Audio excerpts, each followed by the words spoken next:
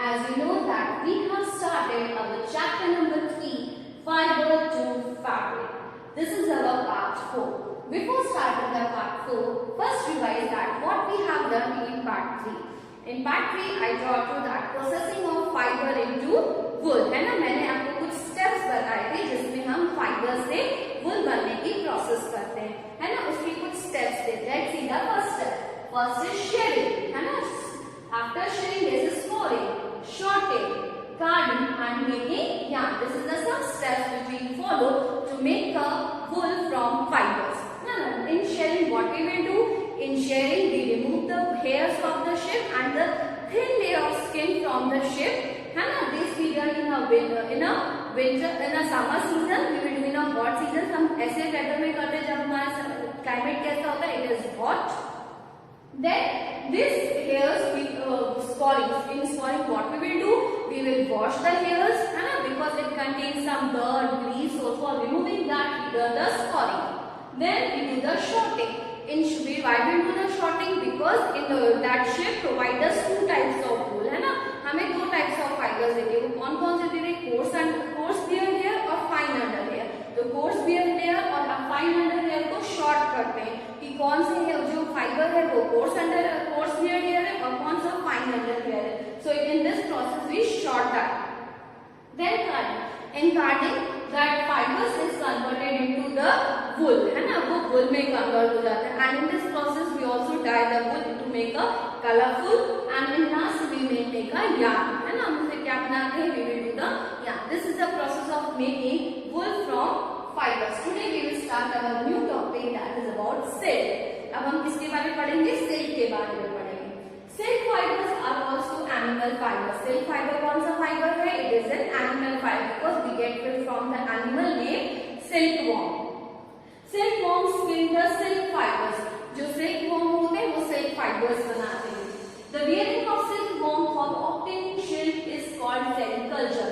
अब sericulture एक new word है. Sericulture means होता है कि हम silkworms को रखते हैं अपने जो सिल्कवॉर्म जो फार्मर्स होते हैं जो सिल्कवॉर्म को अपने घरों में रखते हैं ताकि उनमें से सिल्क ले सके, उस प्रोसेस को हम बोलते हैं sericulture. The processing of silkworm for obtaining silk. हम क्या करते हैं? सिल्कवॉर्म को अपने रेयरिंग में पालते हैं ताकि हम उसमें से सिल्क ऑब्टेन कर सके. That process is known as sericulture. Now we will see the life history of silk moth. अब सिल्क मोम की पूरी लाइफ हिस्ट्री के बारे में पढ़ेंगे कि कैसे वो बर्थ लेता है, कैसे वो कैटरपिलर बनता है, फिर उसमें से कैसे हमें सिल्क फाइबर मिलता है. All this thing we will study in this topic life history of silkworm. So see here this is the structure. First that silk moth जो एडल्ट सिल्क मोथ होता है वो एग ले करता है, ठीक है. After egg is converted into larva. We call larva of caterpillar also. Larva को हम दो नाम और से जानते हैं, दैट इज कैटरपिलर और सिल्कवॉर्म, ठीक है. Then silkworm is converted into cocoon. अब कोकून को कैसे बनता है? This all we can study in detail in this topic, ठीक है. तो लार्वा या कैटरपिलर में से वो क्या कैसे बनता है? It becomes the cocoon and after the cocoon again we convert into the adult silk moth. This is the life history of the silk moth. So let's see. The female silk moth lays egg from which hatch larvae which are called caterpillars or silkworms. अब क्या होता है? जो silkworms होते हैं, जो female silk moth होते हैं, पहले वो एग देते हैं, उनमें से एक लार्वा हैच होता है. जब वो एग्स फूटते हैं तो उनमें से एक लार्वा प्रोड्यूस होता है. लार्वा को हम और क्या से they also known as caterpillars or as silkworms. They grow in size and when the caterpillar is ready to enter the next stage of its life history called pupa.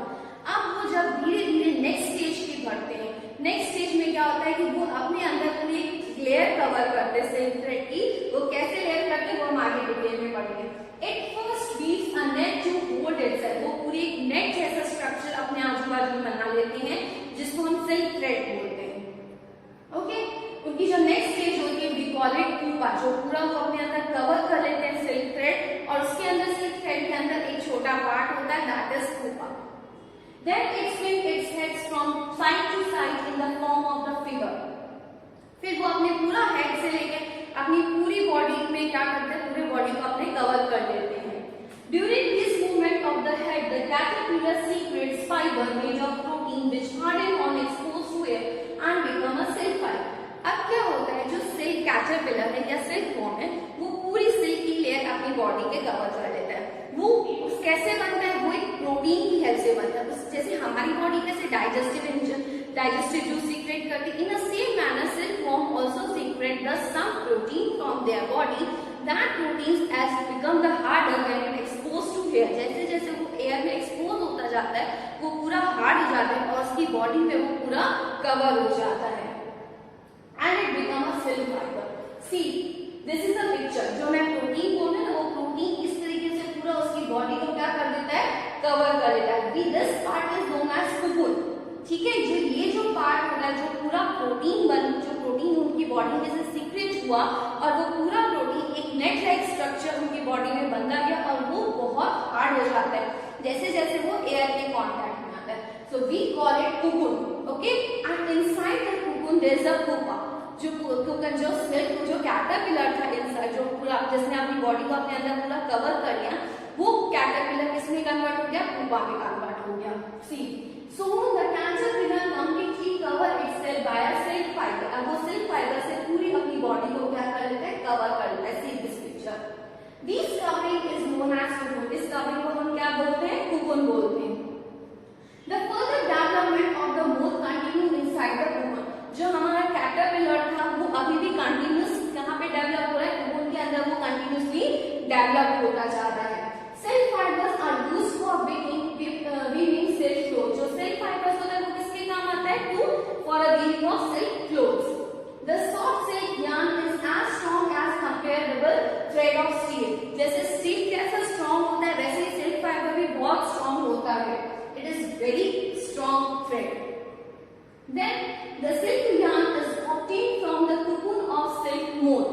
अब जो हमें सिल्क का जो yarns मिलते हैं वो किसमें से मिलते हैं, we get it from the cocoon of the silk moth। जो cocoon होता है, cocoon में वो हम cocoon के जो पूरा पार्ट है वो ब्रेक करते हैं तो वो हमें वहां से क्या मिलता है, we get the silk fiber। There is variety of silk moths which look like different from one another and the silk yarn they weave is different in texture। अब क्या होता है, जैसे हमारी शिप्स की ब्रीड थी तो हमें हर एक शिप ब्रीड में से डिफरेंट टाइप्स ऑफ वूल मिलते हैं। In a same manner there is a different breeds of silk moth and they give a different type of silk yarn। The example here tussar silk, मोहा silk, Kosa silk, these are the some name of the silk which get from the silkworm breeds are obtained from cocoon spun by the different types of moth। The most common silk moth is the mulberry silk of moth। सबसे common जो हम अपनी daily life में use करते हैं वो कौन सा सिल्क होता है, we call it a mulberry silk. वो कौन सा सिल्क होता है, it is a mulberry silk. The silk fibre from the cocoon of this moth is soft, luscious and elastic and can be dyed in a beautiful colour. जो silk fibre हमें इन cocoon में से मिलता है, mulberry cocoon में से जो मिलता है वो बहुत सॉफ्ट होता है, बहुत शाइनिंग होता है, बहुत लशियस होता है और इवन वो बहुत इलास्टिक भी होता है और हम उसको इजीली डाइड कलर्स कर सकते हैं, वो हमें बहुत ब्यूटीफुल कलर्स में मिलता है। Now we will see some more information about sericulture. What is sericulture? So the rearing of silkworm for obtaining silk, that is known as sericulture. So sericulture or culture of silkworm is very old occupation in India. India produce plenty of silk on a commercial scale। हमारी India बहुत ज्यादा silk produce करती है और ये बहुत सालों से चल रहा है, बहुत ओल्ड ऑक्यूपेशन है ये। In India, women are significantly involved in various kinds of industries related to the silk production। इसमें वुमेन को एम्प्लॉयमेंट बहुत ज्यादा मिलती है। जो सिल्क प्रोडक्शन की बहुत सारे इंडस्ट्रीज हैं उसमें ज्यादातर बहुत जो करती है वो वुमेन करते हैं। This is rearing of silkworms, reading of silk from cocoons and processing of raw silk into fabrics। By their enterprise, they contribute to the nation economy। जो हमें सिल्क मिलने की जो प्रोसेस होती है वो बहुत होती है। पहले तो रियरिंग ऑफ सिल्कवर्म मतलब सिल्क को रखना, सिल्कवर्म्स को रखना, वो एग ले करते हैं, फिर उस हैचेस होती है, प्रोसेस जो होती है वो होती है रियरिंग ऑफ सिल्कवर्म। फिर reeling of silk from cocoons, फिर कोकून्स को तोड़ना, उसमें से सिल्क फाइबर्स को रिमूव करना, that is known as reeling of silk from cocoons, है ना। And then processing of raw silk into fabrics. अब जो रॉ सिल्क हमें कोकून्स में मिला उसको फैब्रिक बनाने की प्रोसेस करना, मतलब उसमें 3 स्टेप्स होते हैं। पहले हम सिल्कवर्म को रखते हैं, उनको पालते हैं, फिर हम उसमें से उनके जो कोकून्स बन गए, कोकून्स ब्रेक करके हम कोकून में से सिल्क थ्रेड निकालते हैं और फिर सिल्क थ्रेड में से हम what we made it, we make a silk fabrics and in this way they contribute to the India economy. जितना China leads the world in the silk production. China सबसे ज्यादा silk production में include होता है. India also rank among the leading silk producing country. India का भी बहुत अच्छा नंबर रैंक है जो हमारे को silk produce करती है. Then we see the from cocoon to silk. अब cocoon में से silk बनने की process हम देखेंगे. See, for obtaining silk, moths are reared and their cocoons are collected to get silk threads. सबसे पहले स्टेप क्या होता है? What is the first step? That we rear the silk worms, है ना. कोई भी सिल्क मोथ जो होते हैं उनको हम एडल्ट सिल्क मोथ, तो हम उन्हें क्या करते हैं? रियर करते हैं. रियर मींस उन्हें रखते हैं अपने घरों में. मतलब क्या फार्मर्स होते हैं, सिल्क वॉर्म्स को रखने वाले भी कुछ स्पेशल फार्मर्स होते हैं, तो हम उन्हें वो क्या करते हैं? वो उन्हें रियर करते हैं, उन्हें रखते हैं. देयर कुकून्स, उनके जो कुकून्स होते हैं वो कलेक्ट किए जाते हैं ताकि उनमें से हमें क्या मिल सके? What will get? We get the silk threads. Rearing silkworm. अब silkworm की rearing. A female silk moth lays 100 of eggs at a time. जो female silk moth होती है, they gives 100 of eggs at a time. The eggs are stored carefully on strips of cloth or paper sold to the silkworm farmers. As I told you, there are some silkworm farmers. ऐसे कुछ farmers होते हैं जो silkworms को अपने घरों में रखते हैं ताकि वे get the silk fibers, है ना, ताकि वो silk fibers सेल कर सके, है ना. तो जो eggs होते हैं they kept in a piece of the cloth or a paper and then that eggs are sold to the silkworm farmers. The farmers keeps and under hygienic condition and under suitable condition of temperature and humidity. अब जो eggs हैं उस egg में से क्या बनता है? That is larva. Larva को हम क्या बोलते हैं? We call it caterpillar or we call it silkworm, है ना. तो जो egg में से silkworm जो बनेंगे उन्हें egg जो hatches के लिए उन्हें बहुत अच्छा टेम्परेचर और ह्यूमिडिटी की नीड होती है. सो तो फार्मर्स क्या करते हैं? उन्हें पहले तो हाइजीन कंडीशन में ऐसी जगह पे रखते हैं जो बहुत क्लीन होती है and then they also give a condition where the temperature and humidity is stable, जहाँ पे ठीक नॉर्मल टेम्परेचर और जो ह्यूमिडिटी भी हो वो क्या हो? बहुत कम हो, ज्यादा नहीं हो, है ना, ताकि वहां से जो एग्स है वो इजिली हैच हो सके. किसमें हैच हो सके? कैटरपिलर और अ silkworm. The eggs are warmed to a suitable temperature for the larva to hatch from eggs. अब ऐसे जो टेम्परेचर होता है वो बहुत नॉर्मल रखा जाता है ताकि इजीली जो एग्स है उसमें से क्या प्रोड्यूस हो सके? लार्वा प्रोड्यूस हो सके. This is done when mulberry trees bear a fresh crops of leaves. अब ये प्रोसेस कब होती है? जब एक मलबेरी ट्रीज होता है, जब उसकी leaves mulberry trees bear a fresh crops of leaves. जो मलबेरी ट्रीज है जब अपनी वो लीव्स अच्छी फ्रेश क्रॉप्स को रखता है, at that time this process goes on. जब मलबेरी ट्रीज जो होते हैं वो अपनी लीव्स जब उनकी फ्रेश लीव्स ग्रो होती है, at that time the eggs hatches the larva. उस टाइम पे ही एग्स जो होते हैं वो लार्वा में हैच होते हैं, कन्वर्ट होते हैं. The larva called caterpillar or silkworm. Larva को हम दो नाम से जानते हैं. We call it caterpillar or a silkworm. Each day and night and increase enormously in size. वो क्या करते हैं? वो दिन रात खाते हैं और उनकी साइज क्या हो जाती है? कंटिन्यूसली इंक्रीज हो जाती है. up to 8 meter they are increasing continuously. The larvae are trapped in clean bamboo trees along with freshly chopped mulberry leaves. अब जो हमारे जो लार्वा होते हैं उनको हम क्या करते हैं? एक जो ऐसी जगह पे रखते हैं जहाँ पे थोड़े बम्बूज भी प्रेजेंट होते हैं और वहाँ पे मलबेरी लीव्स भी प्रेजेंट होती है. चॉप्ड मलबेरी लीव्स, छोटे छोटे उसके टुकड़े करके रखे जाते हैं so that caterpillar can easily eat the mulberry leaves.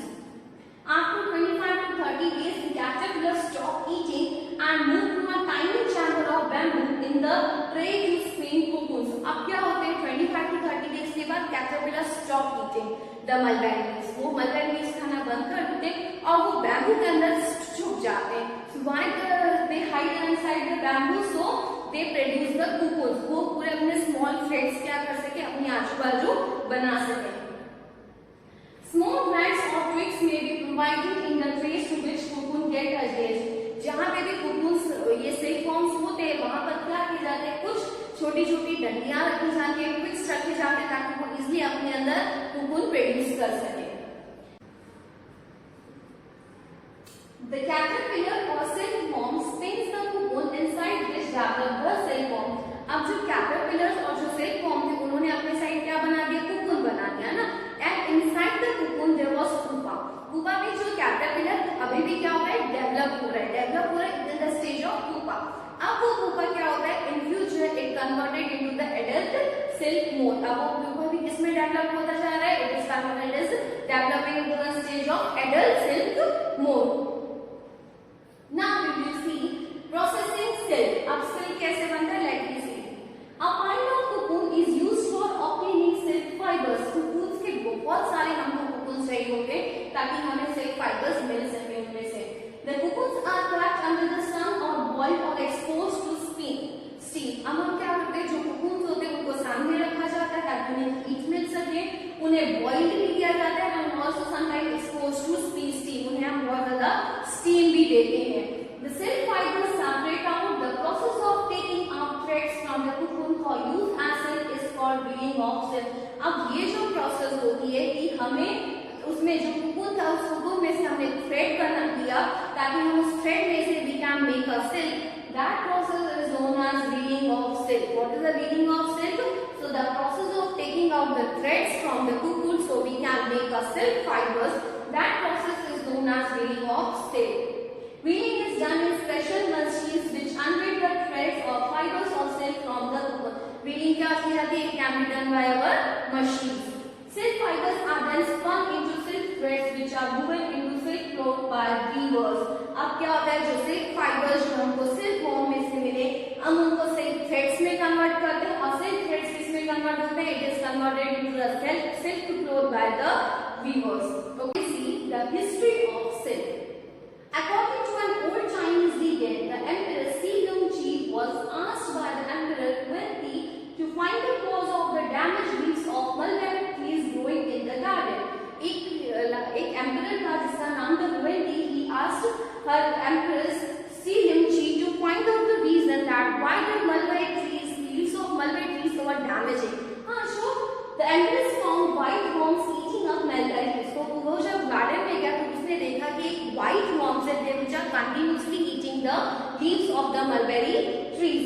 She also noticed that was spinning shiny cocoons around them. उसने ये भी देखा कि जो worms है वो एक पूरा अपने around एक shiny surface create करते हैं. That we call it cocoon. हम उन्हें क्या कहते हैं? cocoon कहते हैं. Accidentally, a cocoon dropped into a cup of tree and a tangle of delicate thread separated from the cocoon. अब जो वो cocoon था वो उसके cup of tree में गिर गया. As in a cup of tea is hot, है ना? टी cocoon उसको जैसे hot हुआ, उसको hot climate मिला, तो cocoon क्या हो गया, उसमें से क्या निकलने लगे? That we get the threads are separated from the cocoon, है ना?